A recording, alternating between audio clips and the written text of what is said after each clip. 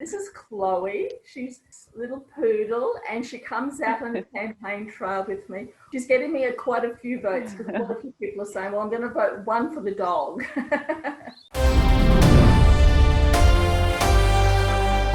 Hello, I'm Christy Johns from Australian Online News, and today we're catching up with former Labor Minister Margaret Keech, who is now running against the party as an independent in the upcoming Queensland election.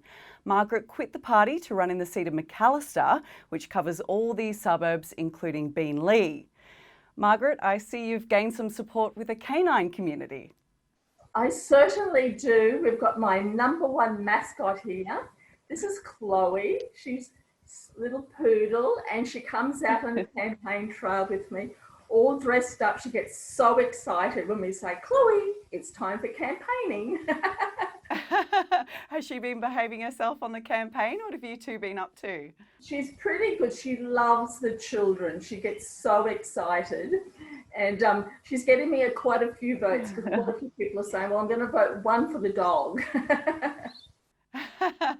Yeah, I'm sure she's going to win lots of votes for you. How's the campaigning been so far? It's been fantastic. I'm thoroughly enjoying it. This is my sixth campaign that I've run here in Macalister. It was called Albert when I was the member, and but it's been terrific. I've been really humbled by the level of support from not only constituents who remember me when I was their member, but also all the new residents. We've got a lot of new residents here, and it really has been quite humbling, the level of support. And tell me a bit about yourself. You've actually been living in Beenleigh for 40 years, is that correct? That's right, yes. We moved here in 1980 with a brand new tiny baby who's now just celebrated his 40th birthday, our son James. And so, yes, we've lived in the area of Beenleigh and now Windaroo for 40 years, and we just love the area so much. But over the last, I say in particular the last 3 years, I have been very concerned about some of the issues that are happening, particularly with the Labor government's plans to drive a 6-lane highway through the Eagleby wetlands. The wetlands is an incredible habitat for birds. We have 281 species of birds that have been observed living in that area, and without no consultation whatsoever. People just woke up one morning with resumption notices in their letterboxes telling them that Main Roads had plans for a 6-lane highway, 100 metres, to be driving right through the wetlands and right around the suburb of Eagleby. So we were, the residents themselves, the Eagleby and Wetlands group, were very, very concerned, and they were gathering together.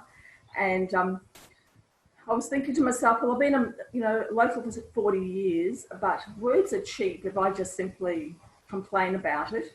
And I thought, just like my community was gathering together and doing what they could to stop this second M1 going through the heartland of Eagleby, I had to do something too. So I really felt I had to take responsibility for my community and get up and do what I could do. So that's why I've put my hand up to run as an independent, a true independent, for Macalister in the October election.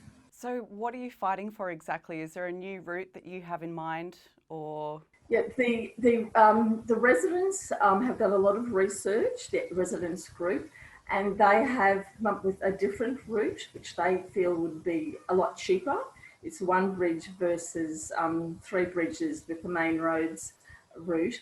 But what I would like to see right now is that the stage 1 of the Coomera Connector stops at Jacobswell Stapleton Road. I certainly understand that there is a need for an alternative to the M1, particularly with all the congestion, and I'm certainly not against a road, but I am against the current location. So I'm asking the government to de-gazette this northern route, and then let's start again listening to the community and look for a route that is more economically and fiscally sustainable. That makes sense. What other issues are you fighting for in your electorate? I'm fighting for several road upgrades. These are the arterial roads. There's several areas, whether it's in Beenleigh, Windaroo, or in Carbrook and Cunibia, where we've got major roads that really need upgrading to 4 lanes.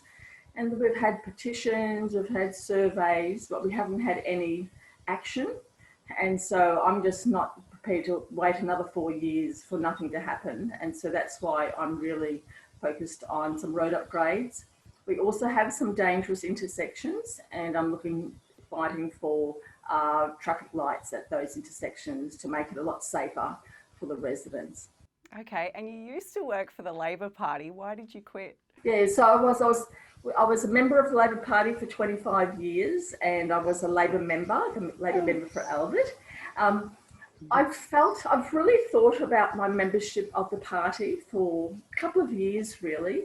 And like a lot of members, not only in Queensland, but also in Australia, I've been really concerned about the really strong swing to the left that the party's going.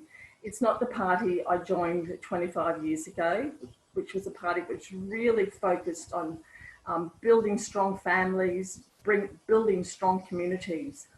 Now it seems to me more about, left ideology in really chasing those green preferences in inner Brisbane. So I came to the decision that I really had to take a position on this, and so that's why I decided that I could no longer support the party, and so I have left, and I'm no longer a member of the Labor Party. Yeah, you must feel very passionate about issues to come out of retirement and to run as an independent. Yes, I do, and it's been it was not that hard a decision because I'm really passionate about my community, but I do think that words are cheap if I just talk about how much I love my community, but if I'm not prepared to take responsibility and roll my sleeves up and get back in there and fight with the community to stop this second M1 that's going to be destroying the Eagleby wetlands and the other issues. So, but I've been very humbled by the wonderful support I'm receiving on my campaign trail. Yeah, fantastic. You've worked for Peter Beattie and Anna Bligh. Can you tell us who you think was the better Premier? It was such a privilege to work with both of them. They were just amazing. Peter Beattie, I learned a lot from him. The thing I learned the most about Peter Beattie was that he was a champion for community consultation. And that's what I really think Labor has lost its way. It's completely out of touch because it's no longer doing community consultation at the level that Peter Beattie insisted. So that was something I really appreciated, him leading the way with community consultation. Peter was a great leader and a very inclusive leader and a very encouraging leader. It was also a privilege to work with Anna Bligh. She had such a passion, particularly for families, for the disadvantaged. And, she was very good to me, Anna. She, took me under her wing and just helped me as a new minister. Now, Labor's Melissa McMahon holds the seat of Macalister at the moment. Is it hard to campaign against someone that you once supported? Yes, I did. Yes, I was happy to when Melissa became the candidate and the member. Yes, I was supporting her. And look, I'm running a positive campaign in Macalister. So, I really just wish Melissa all the best. And how do voters differentiate between you and her? How are your policies different to what she's putting forward? Well, I'm a true independent, which means that my campaign is 100% self-funded. And I'm ensured, even with my preferences, that my preference card is double-sided. So one side will be giving my second preference to the LMP. The other side will give my second preference to Labor to show that I'm not favouring any major party. But the thing that people are telling me that they really like this idea of an independent is because I'm for the people and not the party. So unlike Labor members who are told by the party what the policy is, they're told how to vote, particularly in Parliament, they're told how to vote, whilst I, as a true independent, will be able to listen to the people on particular issues and take those issues straight to Parliament if I'm elected.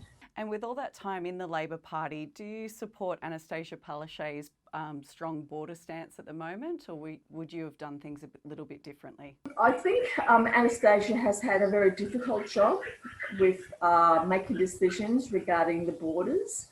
And I think for a long time, the constituents have really supported those difficult decisions that she's made. But recently, people would really like her to be shown more compassion and more common sense with respect to some of those decision making.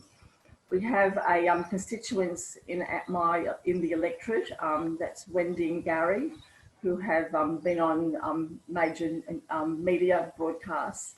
And Gary returned from Sydney after very serious brain surgery, and his doctor asked that he quarantine at home because he is so very, very ill, and that was refused. And it was only through a lot of lobbying from Wendy and other people in the community that fortunately that decision was changed. But I don't think it should have had to come to that. I think that decision should have just been made with compassion and common sense. Yes, this is a man who's not going to be out, going to football or going to the pub. He's going straight home because he's so seriously ill, and that's the place where he should be for home quarantine rather than in a hotel. Yeah, it is a shame to see these people having to be pushed through the media and go through that process rather than just being heard in the first place, isn't it? Yeah, exactly. Yes, I do think it's a time now, given that we have zero community transmission for the Chief Health Officer and the Premier to show significant compassion and kindness and common sense rather than people having to, as you say, go through all this lobbying through the media. And I do thank the media for the important role that you are playing in bringing these cases for exemption to the public's attention. What message do you have for voters? I'm encouraging people come next Monday to vote for the people and not the party. I believe this is an historic election. It's a 4-year term, the first ever for Queensland, and it's time to put the people first, not the party. Margaret Keech, thank you for your time and good luck in the Queensland state election. For more, visit australianonlinenews.com.au.